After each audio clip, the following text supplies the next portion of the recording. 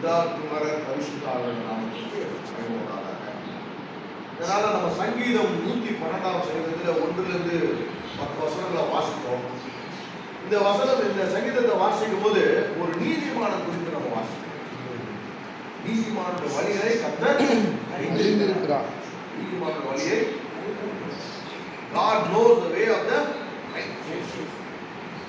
Righteous அப்படின்னு சொன்னா தேவனால் நீதிமான்களாக்கப்பட்டோம். ஆமென். சுயநீதி, நிறைய நீதி இருக்கு. சுயநீதி இருக்குது, உலக நீதி இருக்குது, சுயநீதி இருக்குது. நான் சொல்றதை மட்டும் கவனிங்க. வசனம்லாம் வாசிக்க நான் எடுக்கும்போது நான் வசனம் சொல்றேன். ப்ளீஸ் நான் சொல்றதை மட்டும் கவனிங்க. சுயநீதின்னு இருக்குது. சுயநீதின்னு சொல்லி பார்த்தோம்னா நம்மளுடைய நீதியை நிலைநிறுத்துறது. நான் நல்லவன், நான் ஒழுக்கமானவன், நான் கடவுளுக்கு பயந்தவன், நான் அதை செய்தேன், நான் இதை செய்தேன், கடவுளுக்காக காணிக்கை கொடுத்தேன்.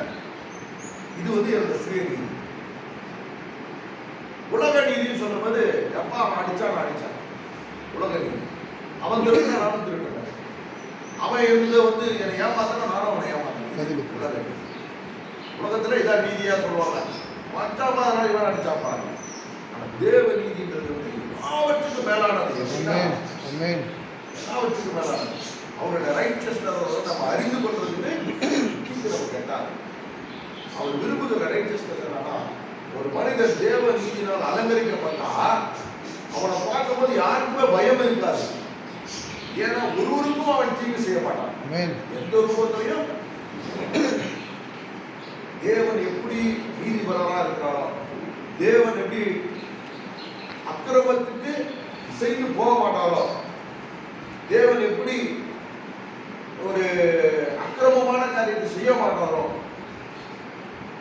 அதே மாதிரி அந்த நீதிமான் தேவ சாயல்ல உருவாக்கப்பட்ட ஒரு நீதிமான் எப்படி இருக்கிறாரா, தேவனுடைய சாயல்ல இருக்கிறான். அந்த மனுஷனை பார்க்கும்போது ஒரு பயம் இருக்காது. அந்த மனுஷன் ஒரு நீதி இருக்கும். அந்த மனுஷன் தேவ நீதி இருக்கும். அந்த மனுஷன் தேவ ஒழுக்கம் இருக்கும். அந்த மனுஷன் பரிசுத்தம், தேவனுக்கு பரிசுத்தம் இருக்கும். அவனை குறித்து ஒரு பயம் இருக்காது. நீங்களும் நானும் அந்த மனுஷன் போக தைரியமா போலாம். ஏன்னா அந்த மனுஷனுக்கு நியாயம் கிடைக்கும். அந்த மனுஷனோட வாயிலிருந்து எந்த ஒரு துன்மார்க்கமான துஷ்டத்தரமான வார்த்தை வராது. அந்த மனுஷன் என்ன பேசுவோம், நன்மையே பேசுவோம். குடும்பமான சமாதானம் பண்ணிடுவோம். சமாதானம் பண்ணுகிறோம் வாசிச்சிருக்கிறோம். அப்ப கர்த்தர் விரும்புகிறதுனால சமாதானம் பண்ணி வைக்கணும். எங்கேயாவது ரெண்டு பிரிவினையா இருக்கிறாங்களா அந்த சமாதானம் பண்ணி வைக்கணும். எந்த இடத்துல பிரச்சனை இருக்கா அந்த இடத்துல நம்ம என்ன ஆகணும், ஒரு சொல்யூஷன் என்ன ஆகணும், சமாதானத்தை கொண்டு போகிறோம்னா நம்ம இருக்கணும். நீதிமான குறித்து பார்க்கும்போது அந்த அல்லேலூயா கர்த்தருக்கு பயந்து அவருடைய கட்டளைக்கு பிரியமா இருக்கிற மனுஷன் பாக்கியவான். நீதிமான குறித்து பார்க்கும்போது அவருடைய கட்டளையில பிரியமா இருக்கு. யாருடைய கட்டளை? கர்த்தருடைய கட்டளையில பிரியமா இருக்கிறான். அடுத்தது அவன் சந்ததி பூமியில் வளர்ந்துருச்சு. அவனுக்கு ஒரு சந்ததியை கொடுக்கிறாரு. அந்த அவங்க என்ன செய்யறாங்க, பூமியில வளர்த்து இருக்கிறாங்க. செம்மையானவர்கள் வம்சம் ஆசீர்வதிக்கப்படும். நீதிமான் சொன்னா செம்மையாய் பேசுவாங்க. அவங்க என்ன கிரமமா இருப்பாங்க, என்ன அப்ரைட்டா இருப்பாங்களாம். சரியா? அந்த நீதிமானுக்கு பாத்தீங்கன்னா ஆஸ்தியும் ஐஸ்வர்யமும் அவன் வீட்டில் இருக்கும். ஒரு நீதிமானா இருக்கும்போது ஆஸ்தியும் ஐஸ்வர்யமும் அவன் வீடை தேடி வரும். ஏன்னா தேவன் ஐஸ்வர்யத்தை கொடுக்கிற தேவன், தேவன் ஆஸ்தியை கொடுக்கிற தேவன். அதை கர்த்தர் என்ன செய்யறாரா, எப்ப தேவ நீதி ஏற்ற வரும்போது அவன் ஐஸ்வர்யத்தை கொடுக்கிறார். ஏன்னா அவர் அப்படிதான் சொல்றாரு. இஸ்ரவேல் ஜனத்தை வனாந்தரத்தில் நடத்தி வரும்போது சொல்றாரு, எப்பா நீங்க போன தேசம் பாலும் தேடும் போடுகிற தேசம், அந்த தேசம் மழைகளும் பள்ளத்தாக்கும் உள்ள தேசம், அந்த தேசம் காடும் இதுமா இருக்கும், கண்ணு முரடுமா இருக்கும். ஆனா அந்த தேசத்துல பாத்தீங்கன்னா வானம் உனக்கு பொழியும், ஆசீர்வாதம். நீ ஒண்ணு செய்ய வேணாம், அமர்ந்து நீ நல்லா சாப்பிடு, தானா தேடி வரும். இதுல உலகத்துல சொல்லுவாங்க பூவை சொத்து கொடுக்கணும்னு சொல்லி. அந்த தேவன் என்ன சொல்றாரா, வானத்திலிருந்து உனக்கு ஆசீர்வாதம் தருகிறேன். வானத்தின் பலகணிகளை திறந்து ஏற்கனவே பார்க்கணும். அவன் சந்ததி பூமியில வளர்த்திருக்கும். எப்படி வளர்த்திருப்பாங்கன்னா தேவன் கொடுத்த ஆசீர்வாதத்தினால அவன் பலவான்களா இருப்பான். அப்ப ஆஸ்தியும் ஐஸ்வர்யமும் அவன் வீட்டில் இருக்கு. அவனுடைய நீதி என்றைக்கும் நிற்கும். எப்போதும் அப்ரைட்டா இருக்கிறனால அவனுடைய நீதியை கர்த்தர் பார்க்கிறார். எங்க பார்க்கிறார்? அவரு ஒரு தூக்கு வச்சிருக்கிறார். அவர்கிட்ட ஒரு தூக்கு நூல் இருக்கிறது. இந்த தூக்கு நூல்ல அவருடைய நீதியை பார்க்கிறார். சில வேளை நீதிமான் வந்து லேட்டா அவங்களுடைய நீதி வெளிப்படும். தேவன் அந்த குணப்படுகிறார் பாருங்க, அந்த பாத்திரத்தை குணப்படுகிறார் பாருங்க, வணைகிறார் இல்லைன்னா ஆராதனை வேலை சொன்னது கூட வணைந்து வரும்போது ஃபினிஷிங் ஸ்டேஜ் வரும் பாருங்க, அப்போ அவங்க நீதி.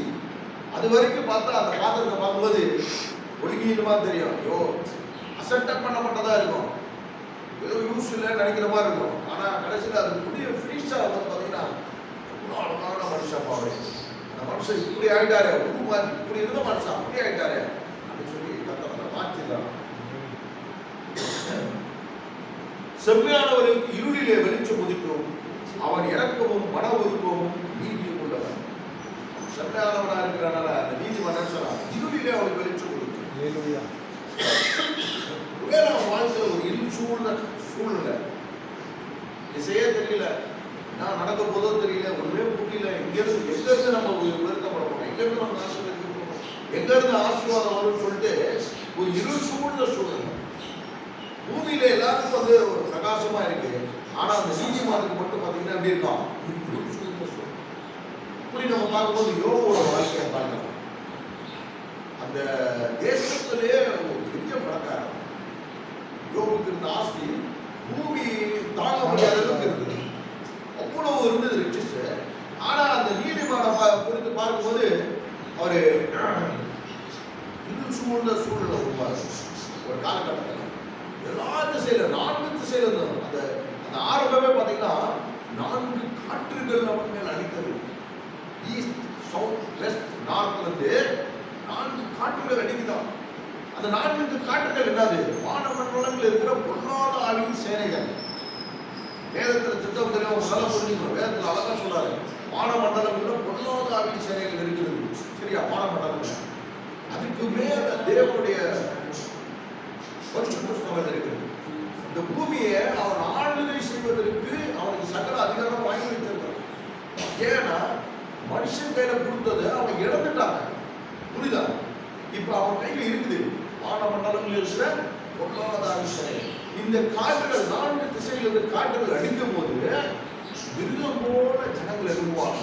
இதெல்லாம் வெளிப்படுத்துற விஷயத்தான் சொல்றாரு. நல்ல கவனம் பார்த்தீங்கன்னா, இந்த 4 காற்றுகள் அடிக்கும் போது பூமியிலிருந்து மிருகம் போன்ற எண்ணமுடைய ஜனங்கள் எழுப்பி என்ன செய்வாங்க? தேவ ராஜ்யத்துக்கு உருவமாக பேசுவாங்க. அது இன்னொரு சப்ஜெக்ட். அப்படியே 4 ராஜ்யங்களை கொடுத்து கற்று சொல்லியிருக்கிறார். அதே 4 காற்றுகள் யோகோட வாழ்க்கை ஒரு திசைகள். அந்த 4 காற்றுகள் எதை வேணா அசைக்கும். நல்லா புரிஞ்சுக்கோங்க. உங்க வீட்டை அசைக்கும், உங்க வீட்டில் இருக்க மிருகத்தை அசைக்கும், உங்க வேலைக்காரரை அசைக்கும், உங்களுடைய நீங்க வைத்திருக்க உடைமைகளை அசைக்கும். நீங்க உங்களை மட்டும் யோசிக்காதீங்க. பூமி அதிர்ச்சிகளை உண்டு பண்ணலாம், வானத்துல இருந்து மழையை பொழிய பண்ணி வெள்ளத்தை உண்டு பண்ணலாம். புரிதல் சார்? 4 காற்றுகள் அடைக்கும் போது ஒரு சாதாரண நடந்து போகிற மனிதன் கூட மிருகமாக உங்கள்கிட்ட வந்துடுவான். நம்ம பாட்டு நீங்க மட்டும் சும்மா போவீங்க, திடீர்னு பொல்லாத வார்த்தை சொல்லி பேசுவான். சில பேர் நான் பார்த்துருக்கிறேன் மாதிரி, சும்மா டீ கடையில் நிற்கும் போது ஒன்றுக்குனே சும்மா பேசுவோம், நம்ம பாட்டு ஒதுங்கி நிற்போம். அது மாதிரி இன்சிடென்ட் எல்லாம் நடந்துச்சு. அதனால ஏன் சொன்னா, அந்த 4 காற்றுகள் அடிக்கும் போது மனிதர் மட்டுமல்ல, மிருகங்கள், இயற்கை கூட மிருகமாக மாறிடுவாங்க, மனுஷனுக்கு விரோதமாக. புரியுதா? அந்த நீதிமானுக்கு விரோதமாக. அப்ப என்ன நாங்க பாருங்க, செம்மையானவருக்கு இருளிலே வெளிச்சம், இருள் போன்ற சூழ்நிலை உருவாவது. இந்த இடத்துல அந்த நீதிமானுக்காக கர்த்தர் வெளிச்சத்தை இன்ட்ரடக்ஷன் தான். சரியா? அவன் இரக்கமும் மன உருக்கமும் நீதியும் உள்ளவன். அந்த நீதிமான் எப்படி இருக்கலாம்? அவங்களுக்கு இரக்க குணம் இருக்குது, கிறிஸ்தவர்களுடைய மன உருக்கம் உள்ள நீதிமானாக இருக்கலாம். அடுத்தது நீதி உள்ளவன். கொஞ்சம் கூட நீதியில பிரசங்க மாட்டான். அவங்க அப்படி பண்ணிட்டாங்க கூட இறங்கி கடன் கொடுத்து போய் கடன் கொடுத்து அவன் வீட்டை எடுத்து பண்ணுவான். யாரோ ஒரு கடல்ல மாட்டிக்கிறாங்க, கொண்டு போய் கொடுத்து கடனை கொடுத்து விடுதலை செய்தது. அப்படிதான் இயேசு நம்மளை விடுதலை செய்திருக்கிறார். நீதிமான்கள் சொல்லி விடுதலை செய்கிறார்.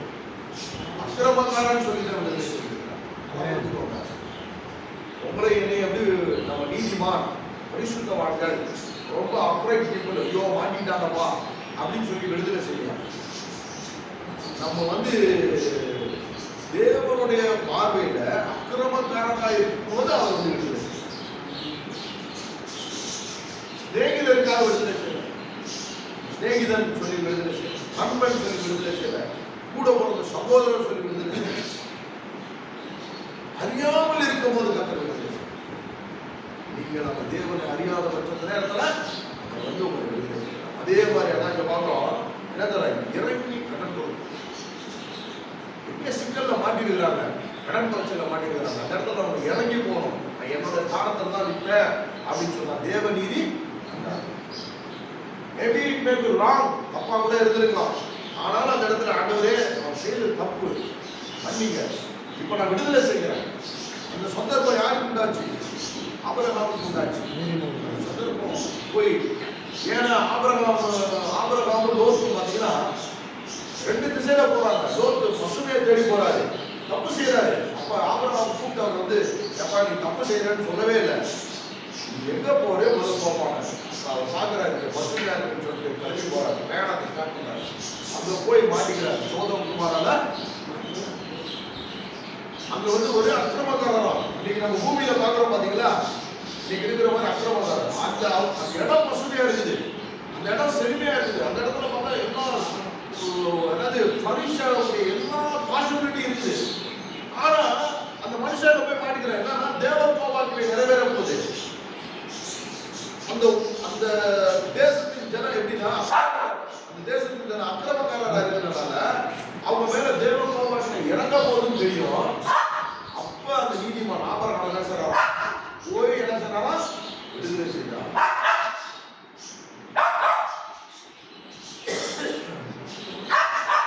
இறங்கி கடன் கொடுத்து தன் காரியங்களை நியாயமானபடி நடக்கிற மனுஷன் நியாயமானபடி அவன் என்றென்றைக்கும் அசைக்கப்படாதிருப்பான். நீதிமான் நித்திய கீர்த்தி உள்ளவன்.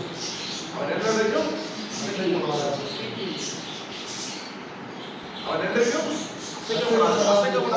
அசைக்கப்படாதிருப்பான்னா, ஒரு சைடு ஒரு துன்மார்க்கர் பிடிச்சி இருக்கிறோம், ஏப்பா என் வழியிலப்பா ஒரு சின்ன பையன் தான் சொல்லலாம் அப்படின்னு ஒருத்தர் இருக்கலாம். ஒரு சின்ன பொருள் தான், இதை தூக்கி போட்டு வித்து நீங்க ஏதோ படிச்சு வந்துடலாம் மேல, அதுக்கப்புறம் கொடுத்துடலாம். இன்னொரு துன்மார்க்கர் சொல்லலாம், திருட்டு தனக்கு சொல்லி கொடுக்கலாம். இன்னொருத்தர் இந்த இடத்துல இப்படிதான் பேசணும், தூஷணமா திட்டாதான் நம்ம இந்த வியாபாரத்தை பண்ண முடியும் ஒன்று சொல்றோம். எல்லாமே அன்ரைச்சஸ். ஆனா இந்த இடத்துல பாக்குறவன் அவன் என்றைக்கும் அசைக்கப்படாதிருப்பான். எந்த திசையில வந்த நண்பர்கள் இது பண்ணாலும் சரி, சிநேகிதர் சொல்லி சொன்னாலும் சரி, அவனோட வாழ்க்கையில அசைக்கப்படாம நான் நீதிமானா இருப்பேன், கர்த்தரை பரிசுத்தமாக்கி இருக்கிறார், நான் இப்படிதான் நடப்பேன் சொல்லி அசைக்கப்படாது இருக்கிறான். புரிதல சொல்லுது, அசைக்கப்படாது இருக்கிறான். அது துன்மார்க்கத்திற்கு எந்த நேரத்திலையும் இசைந்து போவாதவன், துஷ்டத்தனத்துக்கு எந்த நேரத்திலையும் இசைந்து போவாதவன், அதான் அசைக்கப்படாது இருப்பான். நீதிமான் நித்திய கீர்த்தி. அப்படிப்பட்ட நீதிமான் என்னதான் அவருடைய கீர்த்தி எப்படி இருக்குவான்? நித்திய கீர்த்தி. எவர்லாஸ்டிங் எங்க கீர்த்தி உள்ளவனா இருக்கிறான்? தேவனுடைய சமூகத்துல. எவர்லாஸ்டிங் எங்க இருக்குது? தேவனுடைய சமூகத்துல மட்டும்தான் எவர்லாஸ்டிங் இருக்குது. புரிதல் சொல்லுது, பூமியில எவர்லாஸ்டிங் கிடையாது, தேவனுடைய சமூகத்துல மட்டும்தான் எவர்லாஸ்டிங். அப்ப அவனுடைய கீர்த்தி எப்படி இருக்கான்? தேவனுடைய பார்வையில நீதிமான் வா உள்ளவனா இருக்கிறான். Be invited by துர்செய்தியை கேட்கிறதுனால் பயப்படான். வேற ஒரு சூழ்நிலை திடீர்னு வருது. யோபுவோட வாழ்க்கையில, தானியலோட வாழ்க்கையில சின்ன கவியில போறோம்ன்றாங்க. துர்செய்திக்கு பயப்படவே இல்லை. பிள்ளைங்க செத்து போச்சு, கூடாதான் பிள்ளைங்க செத்து போச்சுன்னு ஒரு துர்செய்தி வருது, கவலையே படாது. கவலைப்படுறது தானே இந்த இடத்துல பயப்படல. துர்செய்திக்கு பயப்படாது. என்னமோ நடக்குது, கர்த்தருடைய கரத்தை மீறி எதுவுமே நடக்காது. அவர்களை எப்படிப்பட்ட ஒரு தீர்மானம்? கர்த்தர் அனுமதிக்காம எதுவுமே எனக்கு நடக்காது, தீமையே நடக்காது. தீமையே வந்தாலும் அந்த நன்மையாய் மாற்றுகிற தேவன் கூட இருக்கிறார். அந்த தீமையும் கடக்கப்படுகிற தேவன் கூட இருக்கிறார். புரிதல் சொல்லுது. அப்ப அடங்கலாம் துர்செய்தியை கேட்கிறதுனால் பயப்படாது. அதே நேரத்தில் பார்த்தீங்கன்னா இந்த கொரோனா வந்துச்சுன்னு எல்லாரும் பயம். ஐயோ ஐயோ அக்கம் பக்கத்தில் இருக்கிறவங்க பேச மாட்டாங்க, கை கூட கொடுக்க மாட்டாங்க. இப்படி போய் எங்க பிரியோட வந்து அண்ணன் தம்பி கூட பார்க்காம இருந்தாங்க, ஹஸ்பண்ட் அண்ட் ஒய்ஃப் பார்க்காம இருந்தாங்க.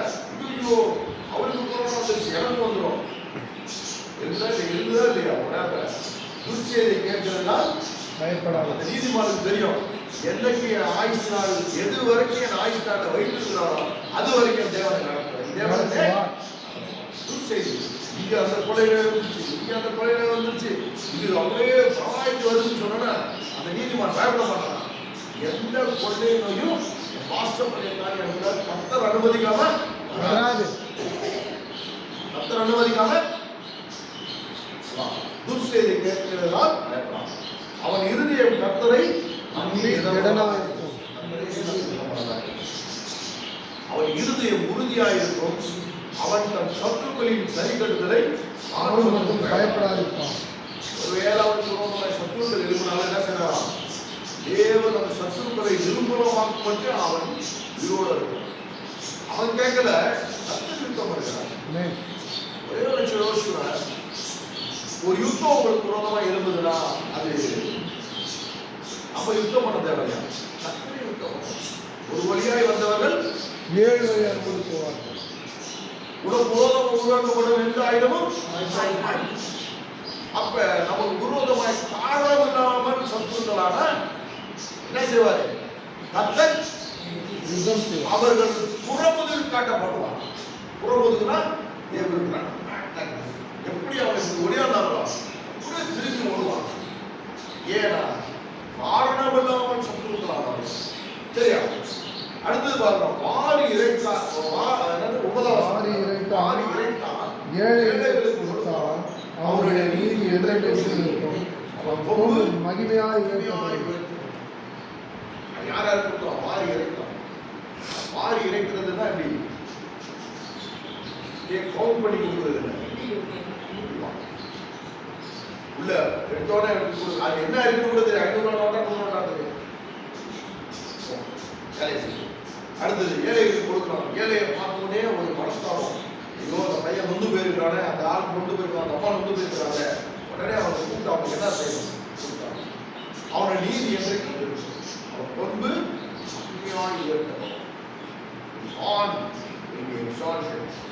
ஏன்னா அவன் பட்டணத்திலே ஆசீர்வதிக்கப்பட்டிருக்கலாம், வெளியிலும் ஆசீர்வதிக்கப்பட்டிருக்கலாம். இந்த நேரத்திலையும் இன்னைக்கு ஒரு ரிமெம்பரன்ஸ் பிரேயராகவே இதை மாற்றலாம்னு விரும்புகிறேன். இந்த செய்தி நான் எழுது செய்தி வந்தது. இந்த செய்தி எனக்கு போன வாரம் 4 நாளாகவே இந்த மெசேஜ் வந்துச்சு. நீதிமான்களை குறித்து ஒன்றா எடுப்போம் அப்படின்னு சொல்லி. நீதிமான்கள் நீதி கிரியைகளை குறித்து அதிகமாக நம்ம செய்தியை ரெடி பண்ணணும்னு சொல்லிட்டு எடுக்கும்போது இந்த ஃபர்ஸ்ட் வந்தது. திடீர்னு ஒரு 1 ஹவருக்கு முன்னாடி இந்த ஒரு ரெமம்பரன்ஸ் பிரேயராகவே என்னதான் இன்னைக்கு மாமனார் இறந்து முதல் வருஷம். மாமனார் இறந்து இதான் ஃபர்ஸ்ட் இயர். அவர் இறக்கும் போது 92 வயசு. போன வருஷம் இந்த தேதியில் இறக்கும் போது டிசம்பர் 12ஆம் தேதி அவருடைய 92nd பர்த்டே. டிசம்பர் 12. இன்னைக்கு என்ன? டிசம்பர் 15. கரெக்டா 3 நாள் 13, 14 3 நாள் தான் நடந்திருக்கு.